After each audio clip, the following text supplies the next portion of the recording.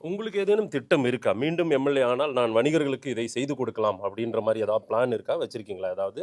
குறிப்பா நம்மளுடைய பகுதியில வணிகர்களுக்கான பல்வேறு திட்டங்களை நான் தொடர்ந்து இந்த தேர்தல் விஷன் மிஷன் ஒரு புக் இருக்கு. அதில உங்களுக்கு ரிலீஸ் பண்ணும்போது உங்களையும் கூப்பிடுவோம். அந்த புக்ல உங்களுக்கு அந்த தகவல்களை எப்படி தேர்தல் அறிக்கை வந்து ஒரு நாள் சொல்லிக் குடுப்போமோ, அதே மாரி வணிகர்களுக்கான விஷயங்களையும் அந்த புக்ல பார்த்து நீங்க தெரிஞ்சுக்கலாம் என்று. ஏன்னா இன்னும் புக் ரிலீஸ் பண்ண 1 வீக் ஆகும். அப்ப அது சொன்னா சரியா இருக்காது அது. அந்த இப்போ ஒரு ஒரு திட்டங்கள் வச்சிருக்கோம். வியாபாரிகளுக்கு என்ன பண்ண போறோம்ன்றது. நிச்சயமாக வியாபாரிகளுக்கு அந்த திட்டங்களை உங்களிடம் நான் தெரிவிப்பேன்.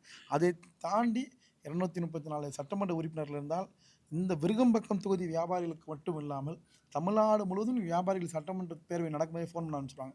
மாநில கூடுதல் செயலாளராகட்டும், மாநில பொருளாளர் ஏஎம் சதகத்தில் ஆகட்டும், கோவிந்தராஜன் அங்கிள் ஆகட்டும், எனக்கு தொலைபேசியில் சொல்லுவாங்க, இந்த பிரச்சனைய எனக்கு கொஞ்சம் எழுப்புங்க, பேசுங்க அப்படின்னுவாங்க. தலைவரே ஒரு வாட்டி நான் ஒரு பிரச்சனைய அழுத்தி ஜிஎஸ்டி பிரச்சனை பேசும்போது, இப்படி திரும்பி பார்த்தார். ஏன்னா ஆளுங்கட்சி சட்டமன்ற உறுப்பினர்கள் எல்லாருமே அரசுக்கு சாதகமான விஷயங்களையும், இல்ல அரசுக்கு ஒரு சில விஷயங்களையும் தான் கொஞ்சம் சொல்லுவாங்க.